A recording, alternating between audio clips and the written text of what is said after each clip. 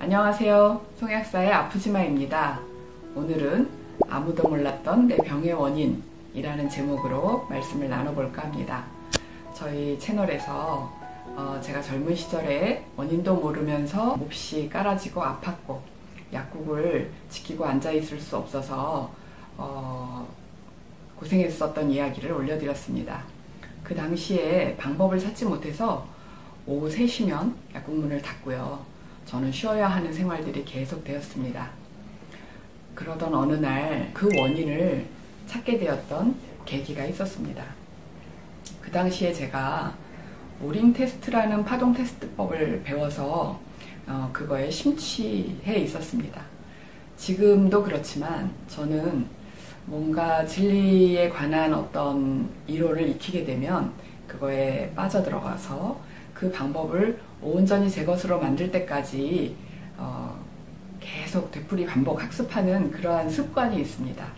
그때는 처음 배운 오링 테스트가 너무 재미있어서 약국에서 거의 취급하는 모든 약들, 또 집에서 먹는 식품이나 음식들 다 손에 쥐고 테스트를 해볼 때였습니다. 약국에 있는 약들을 차례차례 테스트로 하면서 이것이 몸에 맞는지 안 맞는지, 맞으면 어느 부위에 맞는지 이런 부분을 테스트해보고 있었는데요. 우연히 흡혈기생충 디스토마를 치료하는 약을 손에 쥐고 테스트를 하게 되었습니다. 그런데 저희 약국 직원이나 저희 남편이나 가족들에게는 이 약이 다 필요 없다고 나오는데 저한테는 필요하다는 강한 반응이 나오는 것입니다. 이게 왜 이러지? 하고서 그러면 이 약이 어느 부위에 필요하나 테스트로 확인해 보았습니다. 간하고 폐에 필요하다는 반응이 나오는 것입니다. 이러한 결과를 얻고 나니 저의 습관을 되돌아보게 되었습니다.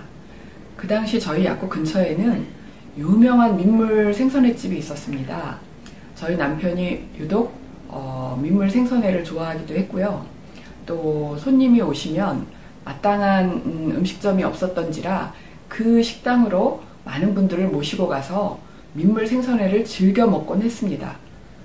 그런데 생각도 못하고 있었는데 그 민물 생선회에서 디스토마가 저에게 감염되어 있었던 것입니다.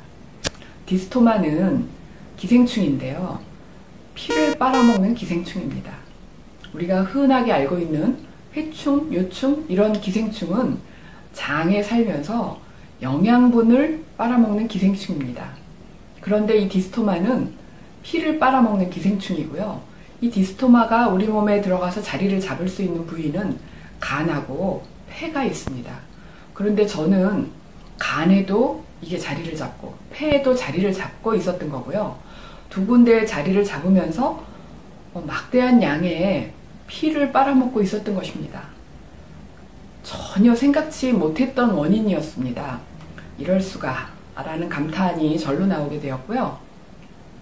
그 디스토마 약 설명서에 쓰인 대로 간에 있는 기생충을 해결하기 위해서는 하루를 복용하고 폐에 있는 기생충을 해결하기 위해서는 이틀을 복용해야 하거든요. 이틀 동안 그 약을 제가 복용하게 되었습니다.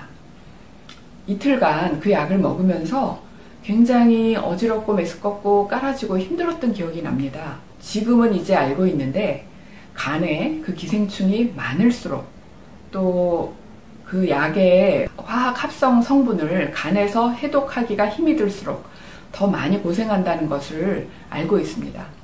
어쨌든 이틀 동안 그 약을 먹고 어느 정도 몸이 회복이 되었습니다. 전혀 알지 못했던 영역을 새로 발견하게 된 것이죠. 그렇게 고생을 하고 나니까 저와 비슷한 증상을 가진 사람들이 눈에 보이기 시작했습니다. 그 당시는 제가 저의 그 디스토마 원인을 찾게 돼서 제가 약을 먹던 그 당시는 아직 의약분업이 진행되기 전이어서 약국에서 그러한 약들을 마음대로 환자에게 사용할 수 있었던 시기입니다. 그런데 제가 고생했던 그 증상, 제가 앓고 있었으니까 누구보다 그 증상을 잘 알잖아요.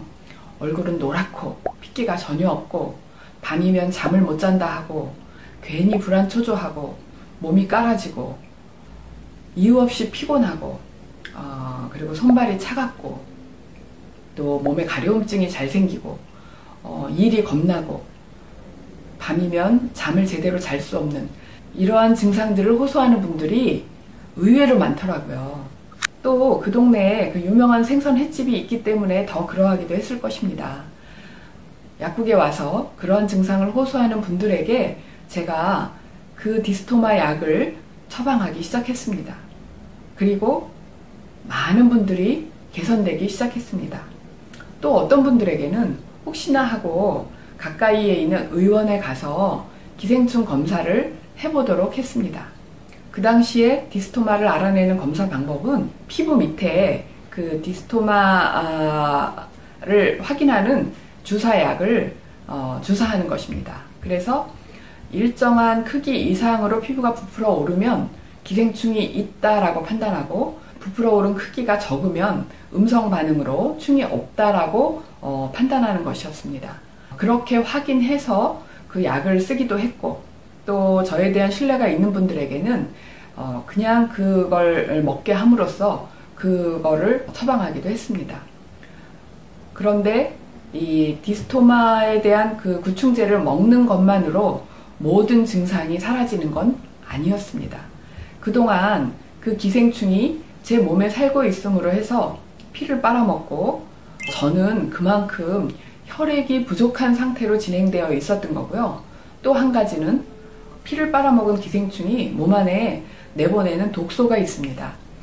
피를 먹고 소화시키고 배설하는 독소는 그 단백질의 분해 산물인 암모니아성 독소가 몸에 배출되게 되거든요. 그 독소가 모두 해독이 되어야 되고 그 혈액이 다 보충이 되어야 이 병증 상태에서 벗어나게 된다는 것은 나중에 알게 된 일입니다. 어쨌든 제 몸에 안 좋았던 첫 번째 실마리를 저는 이렇게 찾게 되었습니다. 이제 차례차례 그 실마리를 풀어나갔던 방법들을 여러분에게 소개하려고 합니다. 다음 이야기도 기대해 주시고요. 앞으로의 이야기가 기대가 되시는 분들은 구독을 눌러주시고 좋아요로 성원해 주시면 감사하겠습니다. 다음 시간에 봬요.